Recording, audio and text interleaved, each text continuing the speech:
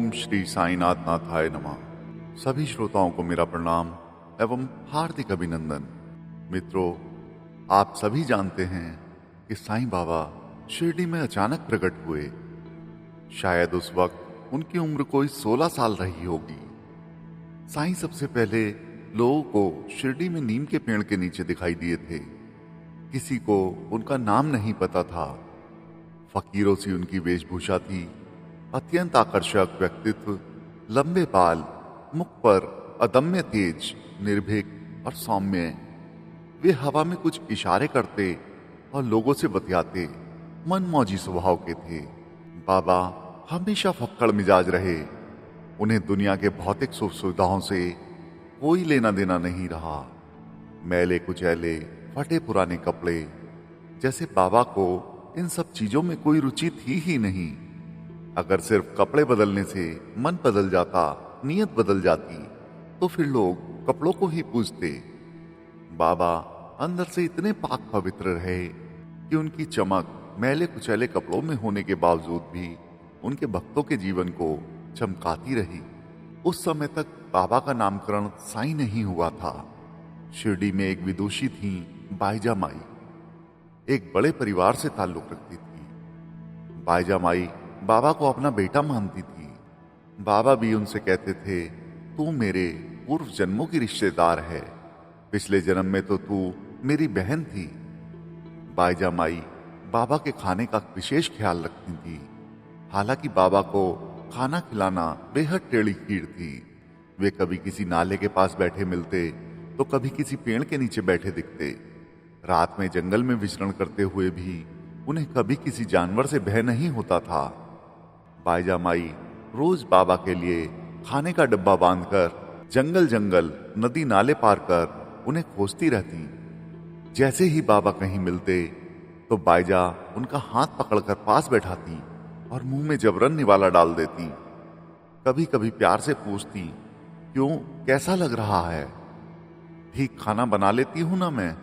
बाबा हमेशा मुस्कुराकर हाँ में जवाब देते, जबकि उन्हें स्वाद का कोई पता नहीं था। वो इन सब चीजों से ऊपर थे। उनके मुंह में स्वाद या बेस्वाद जैसी कोई बात ही नहीं थी। फिर एक दिन अचानक बाबा शिरडी से अंतर्ध्यान हो गए। माई परेशान जंगल जंगल, नाले नाले, पेड़ पौधों के पीछे अपने बेटे को ढूंढती। लोग मानते हैं कि शायद बाबा जब शिरडी में नहीं थे तो उनका कार्य क्षेत्र कोई और जगह रही थी।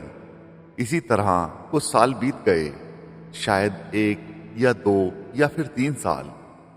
धूप गांव के सरकारी मुलाजिम थे चांद पाटिल। उनकी घोड़ी कहीं खो गई थी। वह अपनी घोड़ी की जीन लटकाए गांव गांव, जंगल जंगल उसे ढूंढते भटक रहे थे। ऐसे ही एक दिन चांद पाटिल जंगल से गुजर रहे थे कि पीछे से आवाज आई, क्यों चांद, अपनी घोड़ी ढूंढ रहे हो?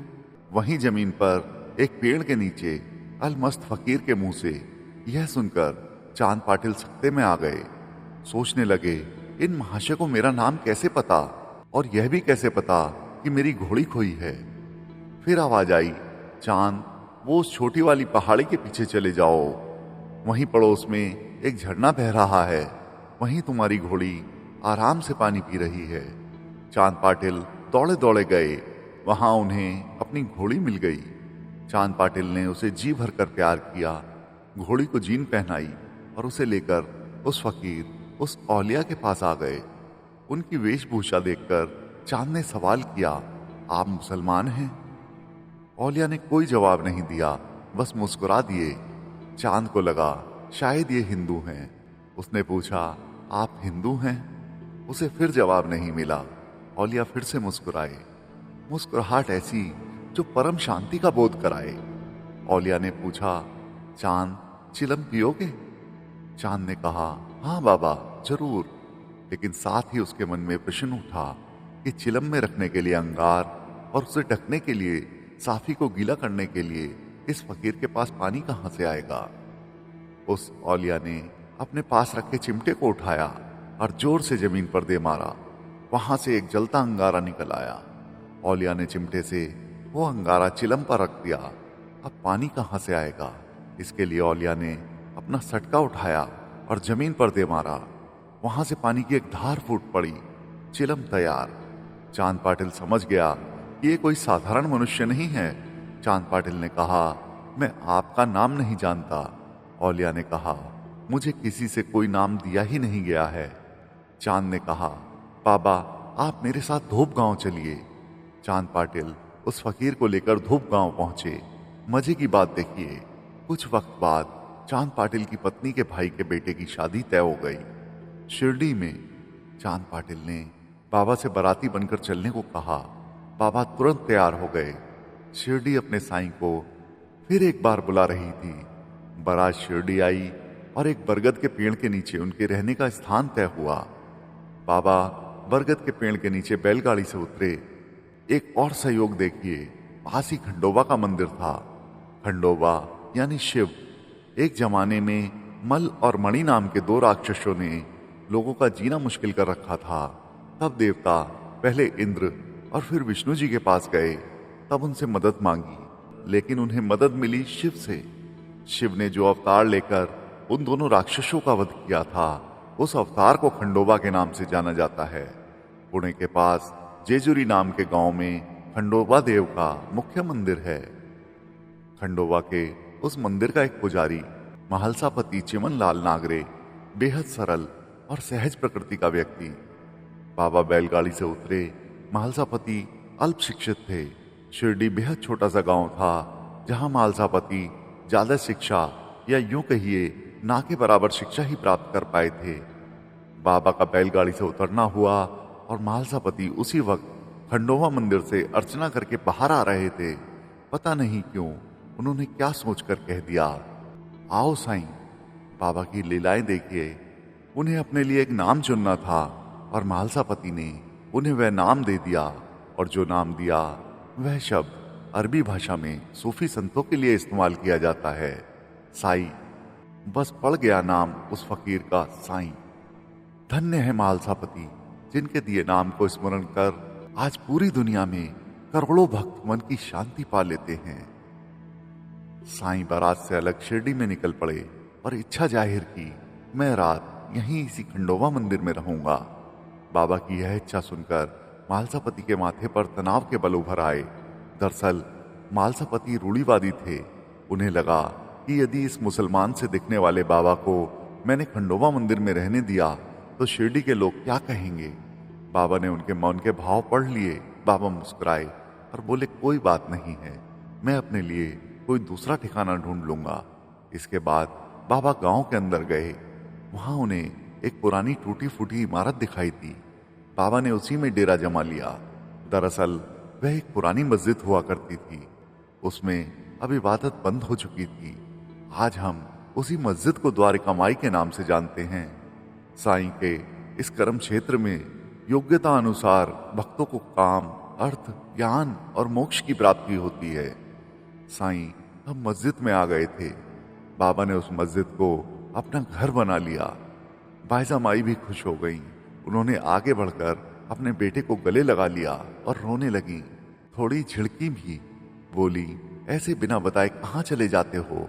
बाबा ने कहा, माई जाना पड़ा, कुछ काम था। साईं जब तक शिरडी में रहे तब तक उन्होंने भिक्षा मांगकर ही गुजारा किया। बाबा के भिक्षा मांगने का तरीका भी बेहद अलग था।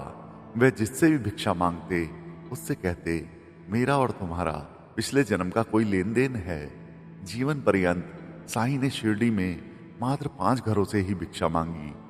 बाईजा माई, बयाजी अप्पा कोते पाटिल, नंदू मारवाड़ी, सखा राम शेलके और वामन गोदकर। हेमांड पंत ने जब बाबा की भिक्षा पर अपना अध्याय लिखा तो बताया कि वो व्यक्ति कांचन, कामिनी और कीर्ति से दूर हो भिक्षा मांगना उसका प्रारब्ध हो जाता है। बाबा को रुपए पैसे का कोई मोह नहीं था। अपनी प्रसिद्धि का भी उन्हें कोई शौक नहीं था। वो बहुत सधे हुए थे और सबसे दूर ही रहते थे। उन्होंने पूरे जीवन में किसी की ओर बुरी नजर से नहीं देखा। दृढ़ ब्रह्मचर्य का पालन किया। हेमांड पंत आगे लिखते हैं, खाना बनाने की क्रिया में 5 प्रकार के पाप हमसे होते हैं: पीसना, तलना, बर्तन मांजना, बर्तन धोना और चूल्हा जलाना। इसमें अनेक जीवाणु मर जाते हैं।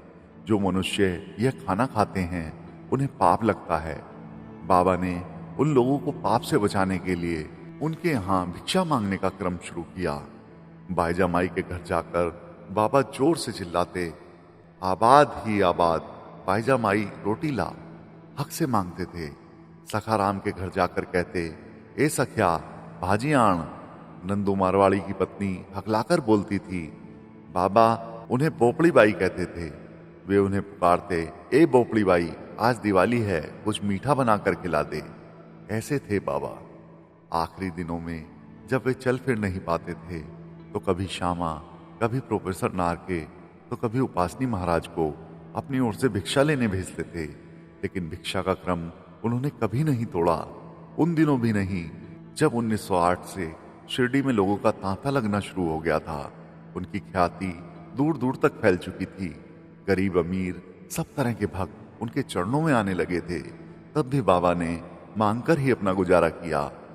प्रोफेसर जीजी नारके करोड़पति बापू साहेब बोटी के जमाई थे और इंग्लैंड से पढ़कर आए थे।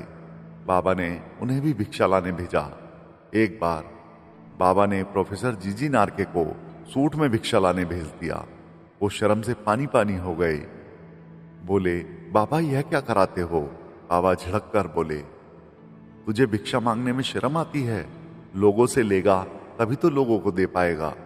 बाबा के शब्द कितने सारगर्भित थे। प्रोफेसर जीजी नारके को यूनिवर्सिटी ऑफ पुणे में टीचर के रूप में काम करने का मौका मिला। उन्होंने लिया कुछ और था, दिया किसी और रूप में। लोग कहते हैं, इतना बड़ा संत जिसके लिए कहा जाता है कि वह लोगों की झोली भर देता है, उसे भिक्षा की क्या आवश्यकता थी? वह तो जरा हाथ ऊपर उठाता तो 56 भोग सामने आ जाते। लेकिन बाबा के खेल बड़े निराले हैं। मानव अवतार जिसमें वो आए थे उसकी कुछ बंदिशें भी थीं। उस मानव अवतार में उनकी हथेली में शायद लिखा था कि उन्हें भिक्षा से ही गुजारा करना है, या शायद वो लोगों को बताना चाहते थे कि किसी के सामने हाथ फैलाने में कोई बुराई नहीं है। आप स्वयं देखिए, बिजनेसमैन भी क्या करते हैं, वो भी तो भिक्षा ही मांगते हैं ना। अपने मार्केटिंग वालों से कहते हैं कि जाकर ऑर्डर लेकर आओ, फलां से टारगेट पूरा कर लो, वरना मेरी नौकरी भी चली जाएगी और तेरी भी।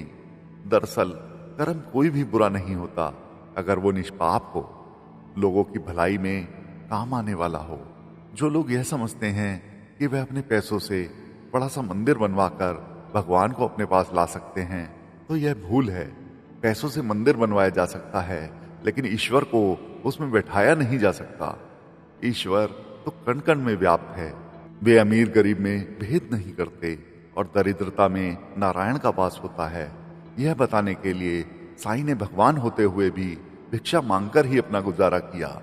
हम गरीबों के प्रति ये भावना ना रखें और उनमें छिपे ईश्वर तत्व को पूजें और उनकी मदद करें। इस आशय के साथ साईं ने शायद यह जीवन शैली रची। वो मुक्त कंठ से गाते थे, फकीरी अव्वल बादशाही, अमीरी से लाख सवाई, गरीबों का अल्लाह भाई। तो मित्रों, बाबा के इसी प्रसंग के साथ हम इस श्रृंखला श्री साईं अमृत विचार का आज के लिए यहीं समापन करते हैं। बाबा सबका भला करें। ओम साईं राम।